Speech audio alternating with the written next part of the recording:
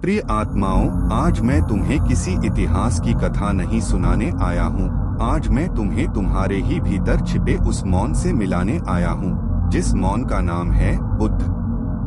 गौतम बुद्ध कोई देवता नहीं थे, और यही उनकी सबसे बड़ी दिव्यता है। वे आप ही के तरह एक मनुष्य थे, डर से भरे हुए, प्रश्नों से घिरे हुए, जीवन की पीड़ा से व्याकुल। राजमहल में जन्म हुआ, चारों ओर सुख, सुविधा, संगीत, नृत्य। लेकिन भीतर कहीं एक सूना कोना था जहां प्रश्न जन्म ले रहे थे। और एक दिन राजमहल की दीवारों के बाहर उन्होंने देखा बुढ़ापा, बीमारी, मृत्यु और एक सन्यासी। और उसी क्षण उनके भीतर कुछ टूट गया। न महल बचा, न मुकुट, न पत्नी, न पुत्र। केवल एक प्रश्न बचा, क्या जीवन बस इतना ही है? उस रात वे चुपचाप निकल पड़े। कोई घोषणा नहीं, कोई विदाई नहीं, क्योंकि जो सत्य की खोज में निकलता है वह शोर नहीं करता, वह मौन में विदा होता है।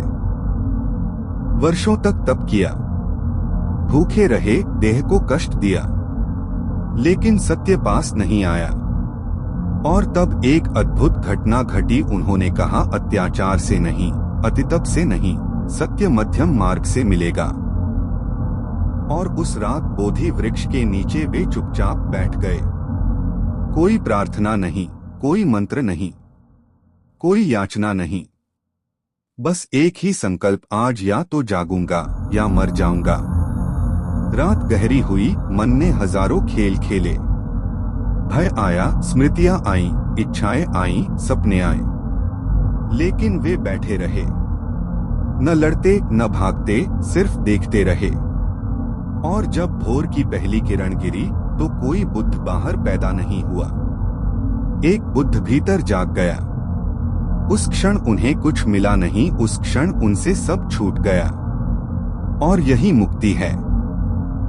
प्रिय आत्माओं, बुद्ध ने कोई धर्म नहीं दिया, उन्होंने कोई ईश्वर नहीं बनाया। उन्होंने बस एक बात कही, अपदीपो भव, यानी अपना दीपक स्वयं बनो। वे कहते थे, दुख जीवन में नहीं है, दुख तुम्हारे आसक्त मन में है।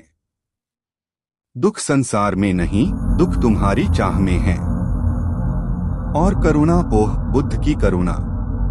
वे शत्रु को भी देखते थे तो रो पड़ते थे, क्योंकि वे जानते थे जो हिंसा करता है वह सबसे पहले स्वयं घायल है। उनका प्रेम उपदेश नहीं था, उनका प्रेम उपस्थिति था। उनका मौन ही उनका संदेश था। प्रिय मित्रों, बुद्ध कोई अतीत नहीं है। धन्यवाद।